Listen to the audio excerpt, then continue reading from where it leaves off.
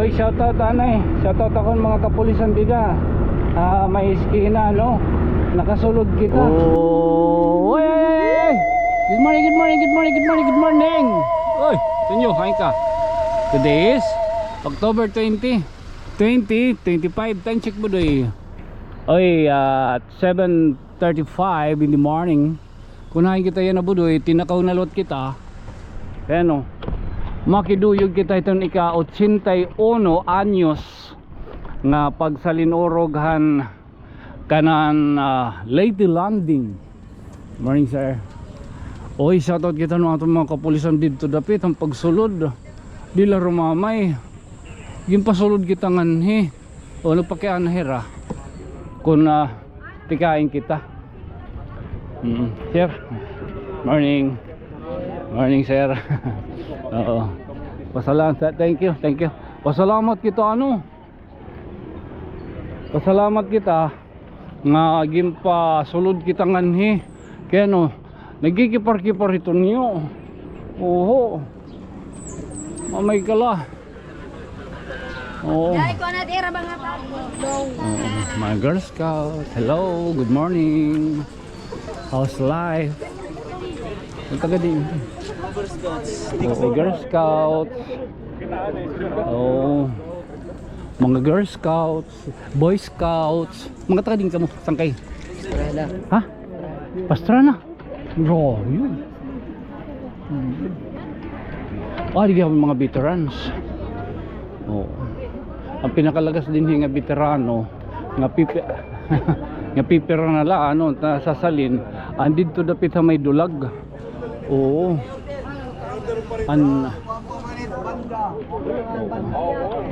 Veterans ini mga apo anak ano amoy nira. Di naman karoon yan matukob kita. May kwarta ka waray. Citizen Inter mga alliance task force mga tagapalo veterans. Oo man mga apo anak amin hera. So masulsog kita nga dito. Marga man tatong lainin. Pero mga dirtenin papabuton ng pera ka anyos. Sunod ka ba po? Ano? Man, may pa dito mga kuwan anisalin ng mga remains tinin nga mga baluto.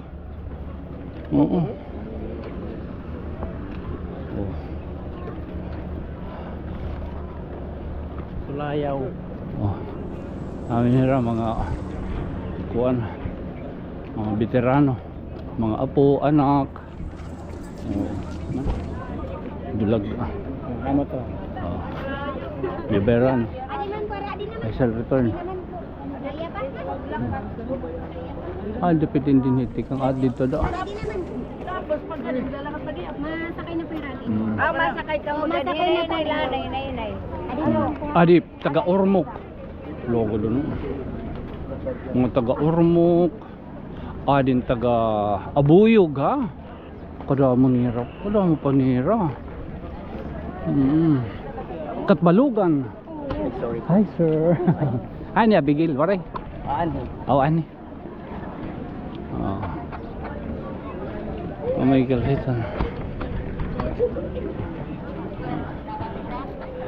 Adi dito mga dignitaries dapit. No? Mga mayors. Oo, adi ra din. Hi.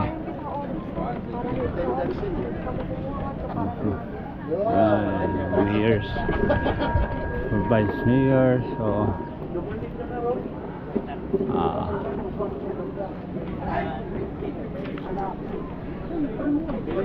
So dur dilain hira ano ng mga kuan. Anhi. MacArthur Memorial Park. Ikapera na kita kami notos budoy. 4 parang. Sumag ka na.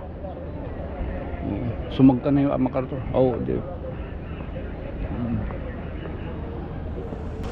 Good morning. Nanto, nano, kumusta? Mulay na. Magbubura bagla. Ali Mayor Tanawan, Mayor Gina Merrill. It is my honour and privilege to be here this morning to represent the people of Australia and in particular the descendants of the veterans for the 81st LEYTE Gulf landing anniversary. For the people of Japan, Minister Onosho, Deputy Chief of Mission, Embassy of Japan.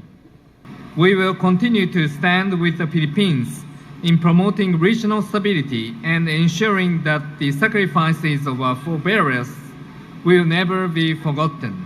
We remember our heroes and pay tribute to them.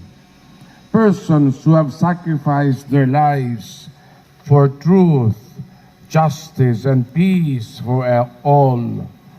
They continue to inspire us, and we never fail to honor them and draw lessons from their experiences and witness. In honoring our heroes, we cannot but turn our attention to the victims and the plight of victims of all conflicts and wars throughout the world. And we continue to cry, never again, no more wars, as we acknowledge the root causes of most, if not all, the conflicts confronting us in this world. We ask for pardon for our untamed greed and unbridled ambitions, which cause harm not just to our land, but most of all to many peoples entrusted to our care. We say no to the corruption which has plagued many nations as well as ours, a scourge which has even more victimized until our times many survivors of conflicts and wars who continue to remain poor and in need of our help. And before you, we acknowledge our individual and collective duty in purging the root causes of conflicts in this world, especially injustices and unequal opportunities. As we renew again and again our resolve to end it as we commemorate the liberation of Leyte and the Philippines 81 years ago. On behalf of His Excellency Endo Kazuya of the Embassy of Japan, Minister Onosho chairs the affairs. Hasegawa Mika, Third Secretary, Embassy of Japan. His Excellency Mark Innes Brown of the Embassy of Australia. Ms. Joanna Stratton, Counselor for Political and Public Diplomacy, Embassy of Australia. Lieutenant Colonel Noel Yo Ong, Assistant Defense Attaché, Embassy of Australia. Maupay nga aga, aton nga tanan. It is with great humility and profound gratitude that we are all here today to welcome each and every one of you to the 81st Leyte Gulf Landings Anniversary Commemorative Program. Today we gather not just as individuals or representatives of our communities, but as a unified body bound together by the shared history that has shaped our present and continues to guide our future. First and foremost, I wanted to pay tribute to the 12 living veterans here with us today. We honour your service. Assistant Secretary Carbonell, Governor Patia, Vice Governor Javier, Mayor of Palo Patia, other excellencies, and of course, and also most importantly, the people of Leyte. Magandang umaga sa inyong LEYTE. It is my honour and privilege to be here this morning to represent the people of Australia, and in particular the descendants of the veterans, for the 81st LEYTE Golf Landing anniversary.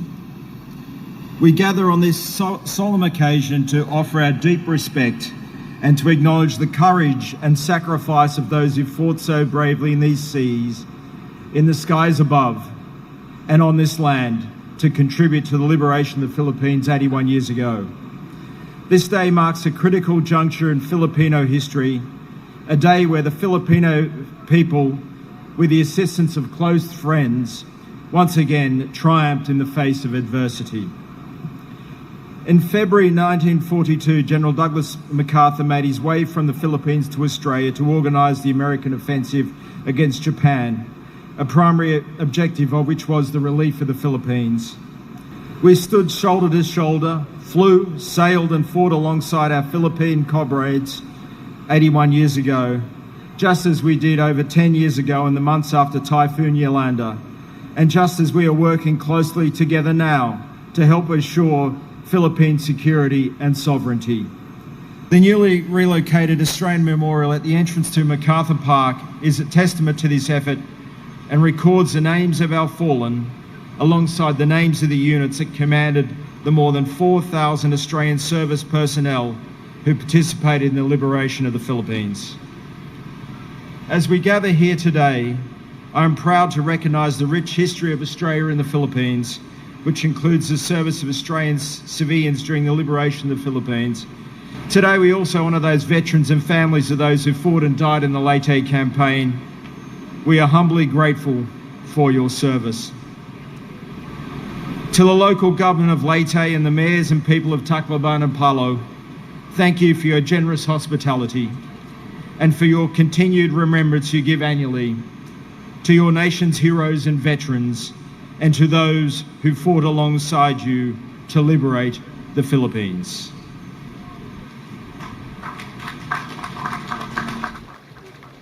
For the people of Japan, Minister Onosho, Deputy Chief of Mission, Embassy of Japan. Honorable Carlos Herco Petilla, Governor of Leyte. Honorable Remedios Petilla, Mayor of Palo Leyte. Assistant Secretary Domingo Carbonell, Deputy Administrator of Philippine Veterans Affairs Office. Major General Romeo Alamilo, National President of the Veterans Federation of the Philippines. It is my profound honor to join you all today to commemorate the 81st LEYTE Golf Landings. Standing here today, we are reminded of the courage it took and of the immeasurable loss endured in the pursuit of peace. Holding in the highest regard to those who have fallen, their families and loved ones, we remember with utmost reverence those who made the ultimate sacrifice. To the Filipino veterans who steadfastly served the nation, your act of bravery is a timeless gift for the past, present, and future generations. Your sacrifice gave rise to the peace, stability, and dignity that the nation proudly upholds today. It is through the magnanimity and benevolence of the Filipino people that we walk a shared path that strengthens our future-oriented partnership. We, the Japanese people, hold this profound act of grace deep within our hearts as a lasting reminder of the enduring strength of compassion. 80 years have passed since the end of World War II, and we have drawn lessons from the war and have reaffirmed our commitment to preventing such tragedies from ever happening again. Over the past 8 decades, Japan and the Philippines have transformed a painful chapter into a friendship built on mutual trust and grounded in shared values. As we approach the 70th anniversary of the normalization of our diplomatic relations next year, Japan stands more committed than ever to elevating our partnership to even greater heights. What once began as a journey of reconciliation has now flourished into a vibrant relationship. With the memory of a shared history guiding us, Japan holds an unshakable commitment to peace. We will continue to stand with the Philippines in promoting regional stability and ensuring that the sacrifices of our forebears will never be forgotten.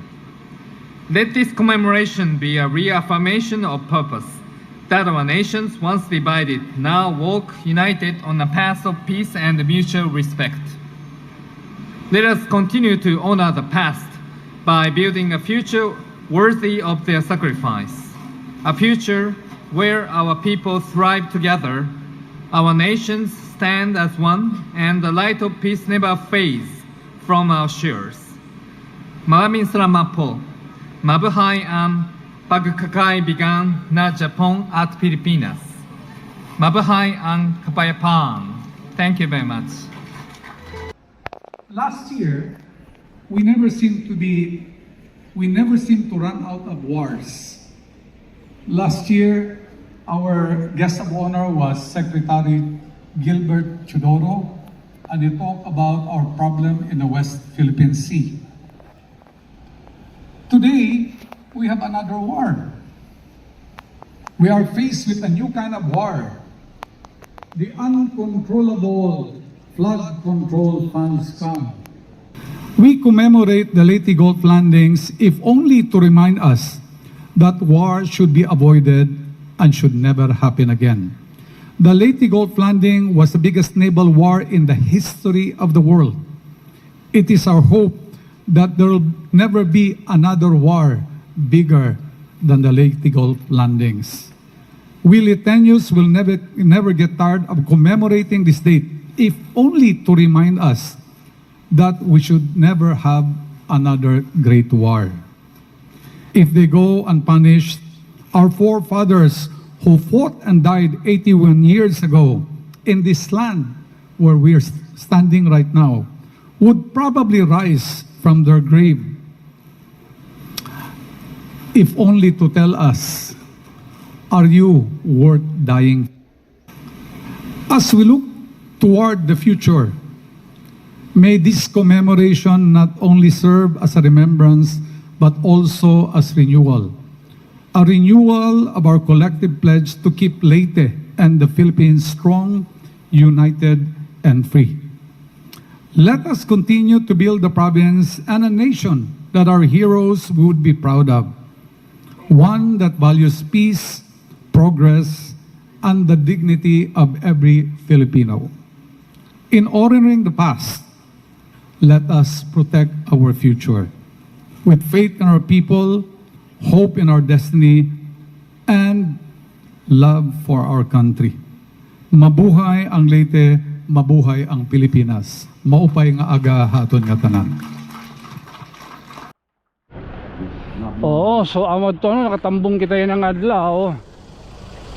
Kabahin na ni ka 81 anyos sa pagsalinurog ang Leyte Gulf landing way back in October